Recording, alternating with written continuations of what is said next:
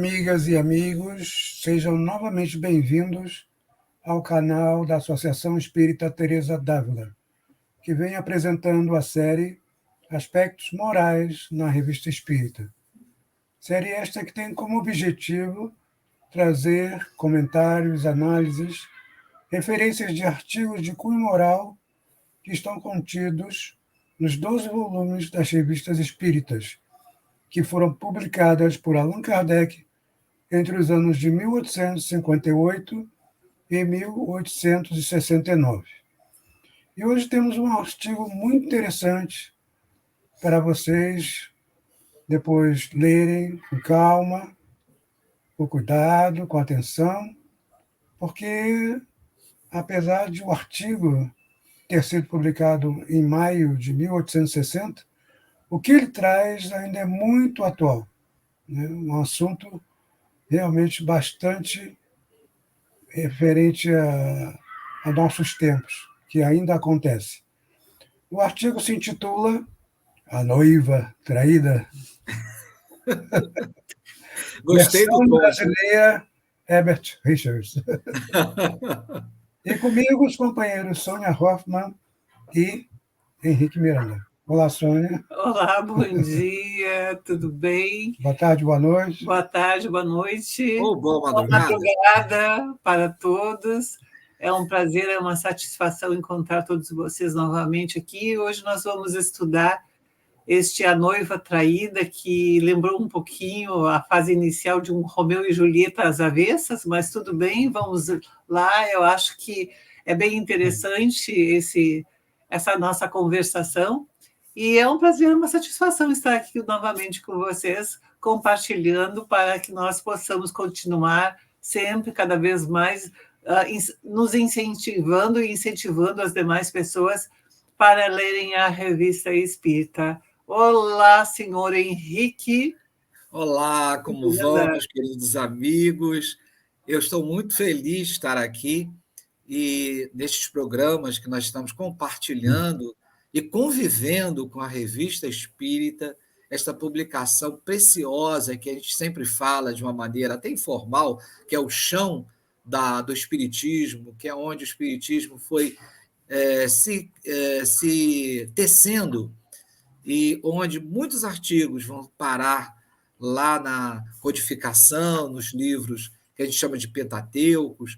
Vale a pena estudar, nós sempre colocamos aqui está o endereço lá da FEB, onde você pode baixar gratuitamente a Revista Espírita, começar a ler os artigos, pode ser até de uma maneira mais informal, mais recreativa, mas a gente não recomenda. É necessário que seja uma leitura contínua, não é? Pode ler por artigos, por interesse, não há uma continuidade. É como nós fazemos aqui, né? Sim, mas recomendamos que seja estudado, porque vocês percebem através de todos os nossos programas, todos os nossos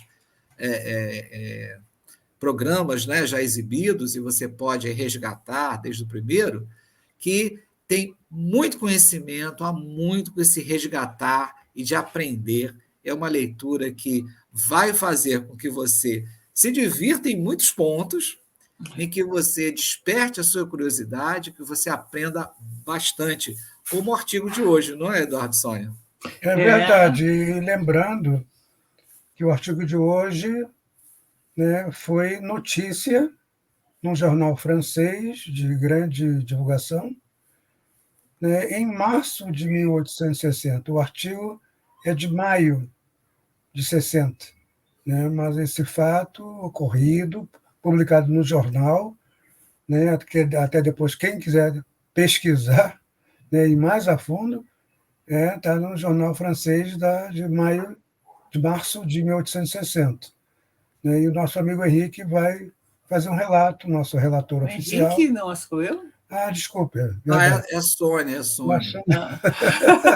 Mas pode deixar que qualquer coisa, Eduardo, a gente corrige ela na hora. Vai ser compartilhado tudo isso aqui.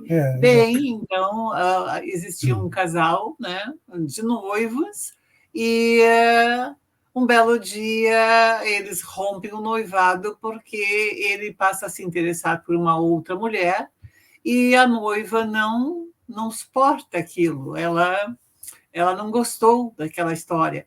Então, ela vai até a casa do noivo, do ex-noivo, e já tendo utilizado um veneno, ela morre ali na frente do noivo. O noivo, em pânico, ele pega e também usa o veneno, mas o veneno não surte o efeito da morte no caso dele, não é? Ele continua sobrevivendo, mas ela morre, ela desencarna. Então, todos os dias, naquele horário, ele passa...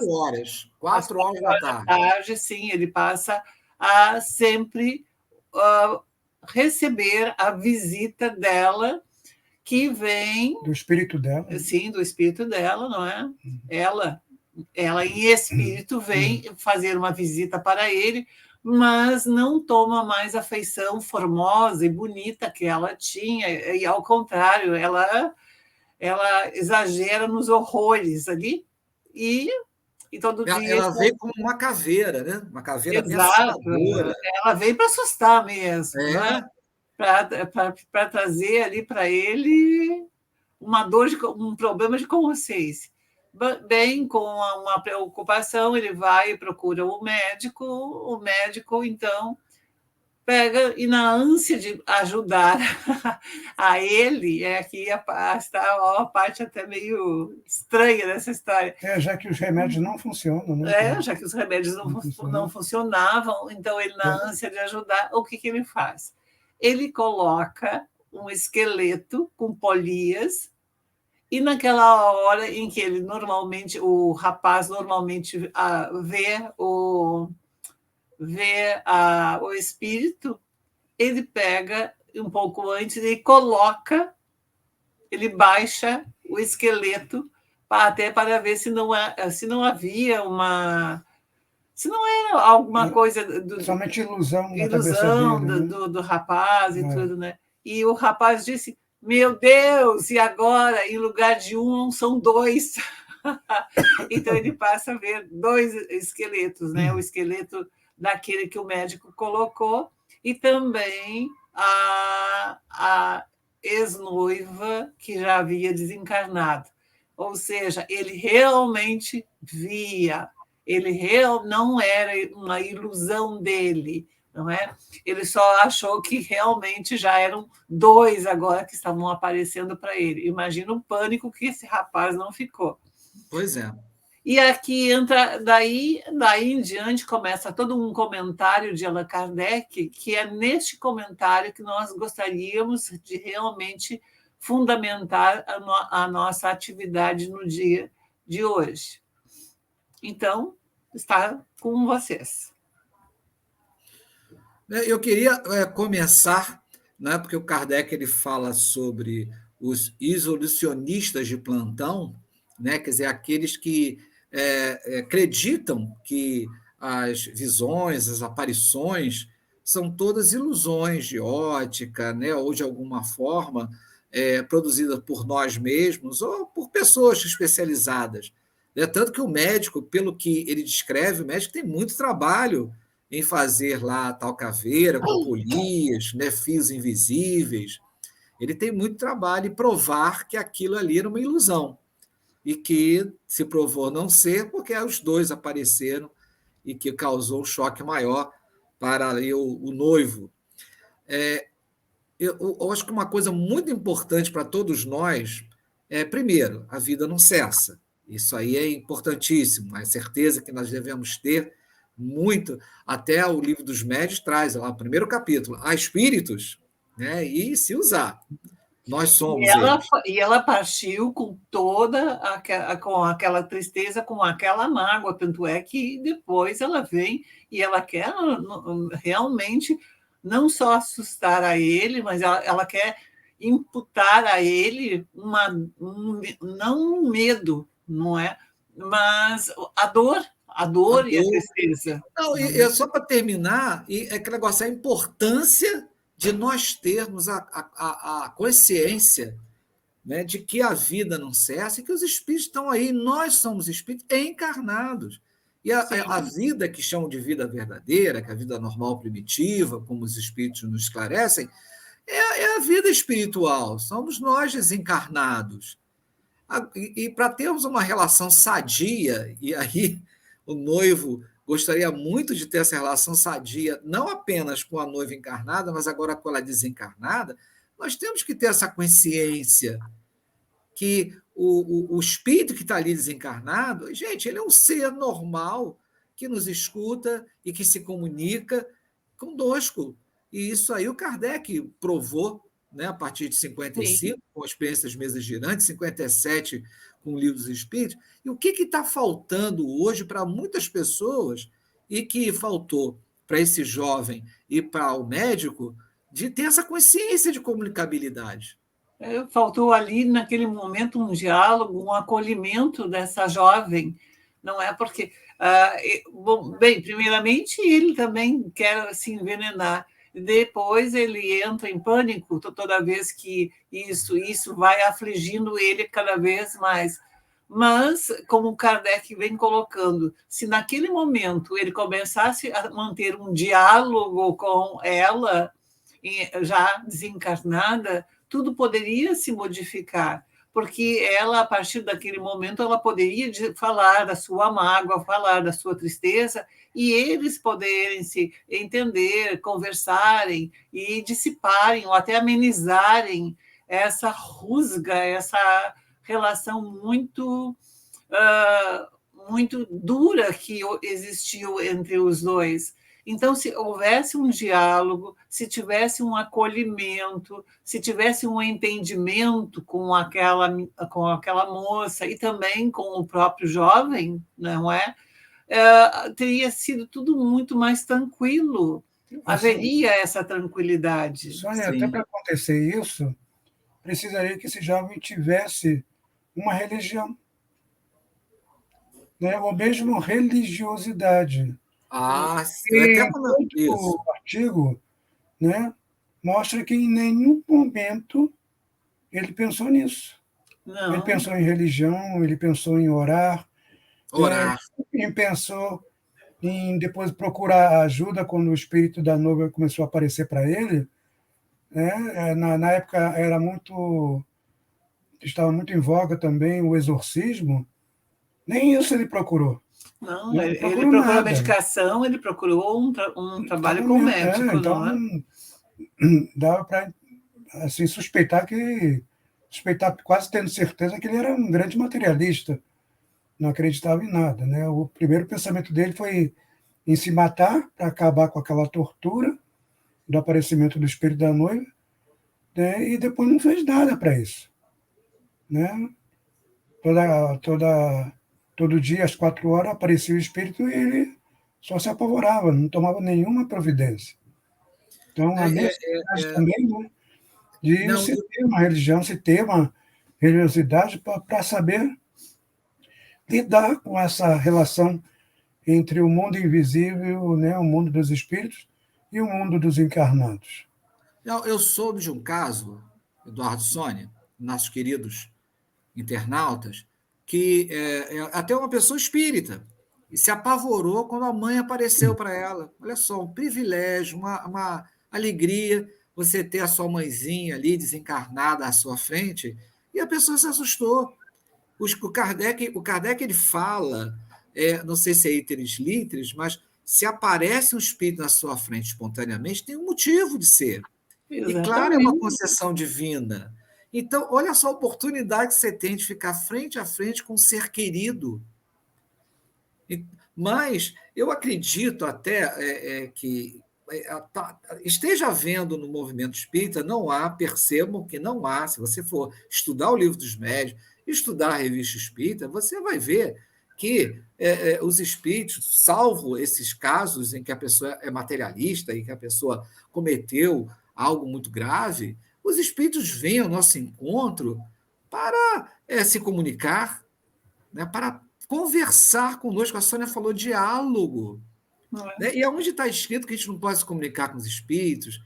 Que inflexibilidade, rigidez é essa do movimento espírita? de nós não termos essa comunicação, de termos mesmo, até os médios, né, que têm essa maior facilidade, né, de ter cotidianamente, vamos dizer assim, a presença dos espíritos e pedir conselhos, ou conversar, ou mesmo trocar um sorriso.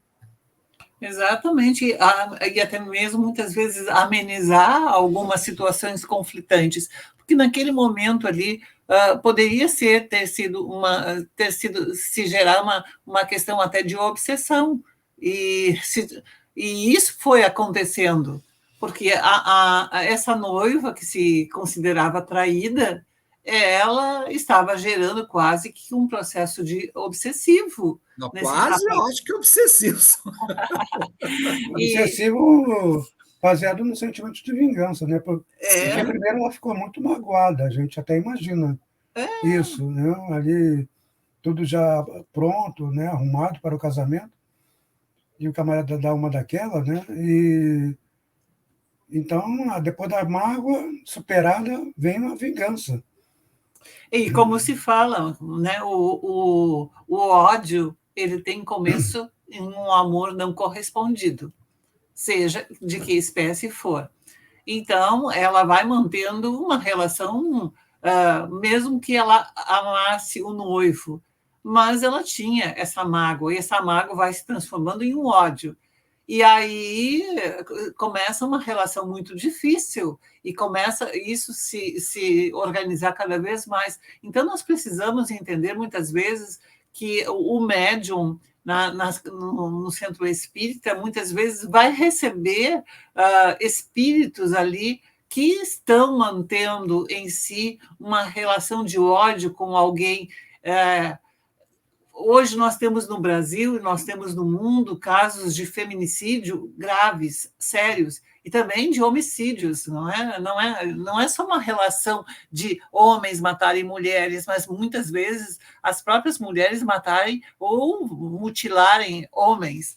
Mas então os espíritos podem guardar esta mágoa, e esta mágoa pode ser trabalhada a partir de um diálogo fraterno. Nós pensamos muitas vezes em fazer um atendimento fraterno àquele que chega à casa espírita. E por que não fazer um diálogo fraterno, um acolhimento fraterno com aquele espírito que também vem visitar o centro espírita, conversar com ele, não é? Estabelecer ali todo um trabalho de conversação, de diálogo, de encaminhamento, de orientação. Afinal de contas, esses espíritos eles estão se comunicando, seja no cotidiano de cada pessoa ou dentro de um centro espírita, por alguma permissão divina, porque se não fosse por uma permissão divina, não iria acontecer. Isso é importante. Não é? Então, nós precisamos entender que as nossas ajudas estão muito falhas. Nós precisamos parar com algumas questões e começar a pensar e estabelecer um pouco mais de responsabilidade em nossas formas de como acolher de uma forma fraterna, solidária, orientadora, esclarecedora, sejam espíritos encarnados, sejam espíritos encarnados, não é? E interessante que a gente vê também nas observações de Kardec, justamente isso, que quando é observado que existe uma relação de obsessão, desculpe, há essa possibilidade do diálogo, do esclarecimento, para que essa relação de obsessão acabe, né? Que volte a haver harmonia entre aqueles espíritos, né? Até quando se encontrarem, tudo possa ser esclarecido, perdoado, né? Agora, quando o espírito é mau, aí a coisa é diferente, até né? ele usa a perversidade. Aí é diferente, né? Aí a coisa já muda de figura, o tratamento já é outro. Mas o Kardec coloca muito claramente a questão, a importância, a grande importância da oração. Se naquele momento em que a jovem ela morre em frente ao seu noivo ele não tivesse se desesperado, mas ele tivesse tido, ele fizesse uma prece, ou ele parasse, ou ele até falasse, conversasse, tentasse uma conversação com ela, mesmo que ela fosse desencarnar, mas falando desse, me perdoa, não é se eu te fiz sofrer, alguma questão assim, o espírito já sentiria um determinado alívio. E isso, muitas vezes, o pânico toma conta das pessoas e as pessoas agem e reagem de uma forma muito brusca, elas, como como o Henrique estava falando, a mãe de uma determinada pessoa vai visitá-la e ela entra em pânico. Mas que é isso? Se é um espírito que foi sempre tão amoroso, se foi tão importante para nós agora, simplesmente porque passa a se tornar um espírito, nós vamos ter medo. Não pode ser assim. E então, aparece como era, né? Exatamente. Não aparece como esqueleto, aparece como era. Pois é. Exatamente. Mas o Allan Kardec ele coloca a grande importância da oração. Se tenha sido naquele momento do desencarne da noiva, como também no momento em que ela surge na casa do noivo todos os dias, no mesmo horário, às 4 horas da tarde. E a grande importância, se aquele noivo tivesse preparado o seu lar como um ambiente fraterno, um ambiente onde existisse a oração, sim, um ambiente onde ela encontrasse ali um aconchego e um encaminhamento para que ela pudesse perceber, não é, os equívocos que ela realizou, porque foi um equívoco ela ter tirado a vida. Primeiramente, ela não valorizou a vida dela, ela colocou a vida dela como uma responsabilidade do noivo fazê-la feliz. Então, ela se matou no aspecto bem, tu és o culpado de eu ser infeliz, não é? E aqui nós temos de entender que nós não temos que colocar a nossa responsabilidade de felicidade nos ombros das outras pessoas. Muito bem. E colocar em nós mesmos, não é? Exato. A importância, como você falou, do Evangelho no Lar, o semanal, mas as nossas orações diárias, nossas leituras diárias, para manter um ambiente dentro de nosso lar, o nosso ambiente interno, né, nossa psicosfera, né, como se diz, para que nós possamos, então, ter assistência na hora de um momento desse, mas sempre a companhia de bons espíritos. E tem uma coisa, Eduardo, Sônia, que são as consequências morais do fenômeno. Se eu não me engano, está lá no capítulo 17, os bons espíritas, não lembro qual item. Sim. E que Kardec fala o fenômeno, ele tem que trazer uma consequência moral, a gente não tem que viver do fenômeno pelo fenômeno. O que estava acontecendo com eles só se concentraram no fenômeno. O que isso quer dizer para mim? O que uma aparição? O que uma reunião mediúnica? O que ela quer trazer? Que mensagem ela quer me enviar? Né? Então, a consequência moral do fenômeno, que é isso que a gente está conversando aqui, a necessidade da oração, de desmistificar a aparição de espíritos, de não ter pensamentos mágicos quanto aos espíritos, eles têm poderes sobrenaturais sobre nós. Exato. Não é?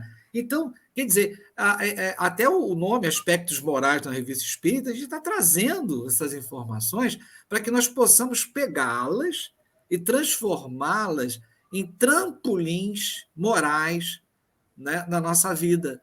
Porque a Revista Espírita tem esse papel muito bom de trazer para a gente ensinamentos morais que vão melhorar bastante a nossa encarnação.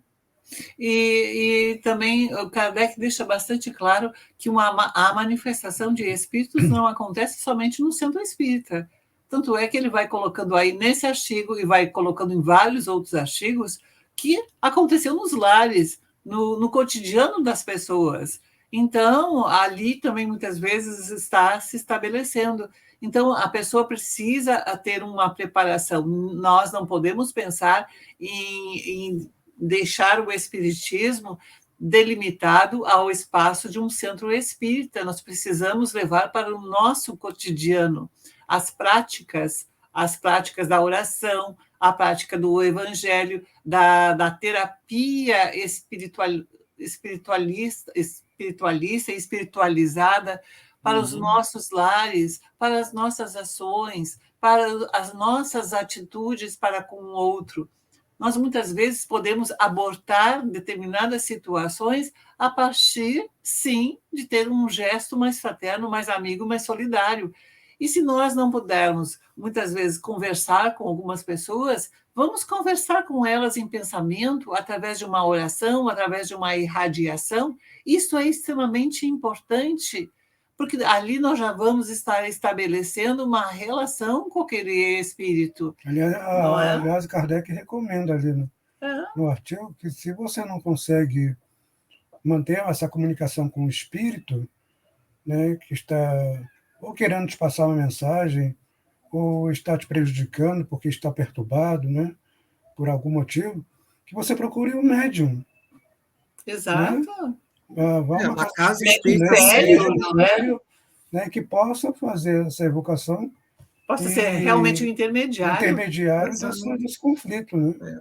Olha, nesse finalzinho de programa, acho que foi uma mensagem importantíssima para todas as pessoas, mesmo aquelas que não são espíritas. Você que não é espírita, que está acompanhando a gente, olha, não quer dizer que você seja católico, protestante, e que os espíritos não existem. Os espíritos existem, estão aí, né? Estão a tentar se comunicar conosco, ou, no caso infeliz, né, deste noivo que cometeu esse ato irresponsável, numa obsessão.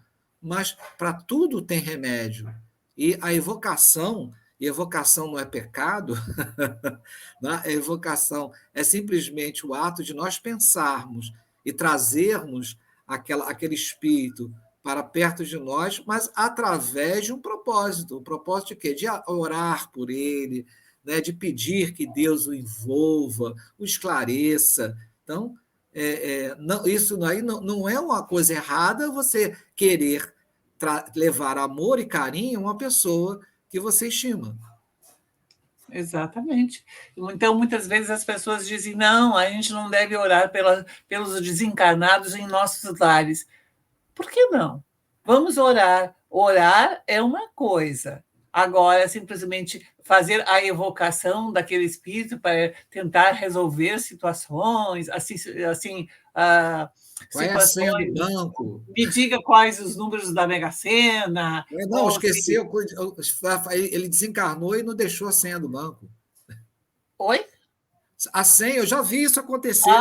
Sim, pois é. Não me deu a receita daquele bolo, não me deu a receita daquela... Não, isso aconteceu mesmo. A pessoa nos abordou, perguntou se na reunião mediúnica poderíamos perguntar. Problemas que não tem nada a ver. No dia a dia da casa. Exatamente. Então, isso não é isso. Mas a evocação no sentido de fazer uma prece, de estabelecer uma relação afetiva e amorosa, mas libertadora. Não é uma atitude amorosa que escravize, mas sim que oriente aquele espírito a dar um encaminhamento para a sua vida, não ficar ali preso naquele lar, não ficar preso àquela pessoa, porque nós temos uma continuidade, um processo evolutivo, e nós não vamos ficar colados com as pessoas. Ao contrário, nós temos que dar continuidade ao nosso processo evolutivo, que é individual, é coletivo, mas é especialmente individual. Então, essa evocação no sentido de fazer uma prece libertadora, não uma prece que vá trazer, que vai escravizar, que vá provocar mais danos, não é? Isso é importantíssimo. E Allan Kardec deixa isso bastante claro durante todos os artigos da Revista Espírita.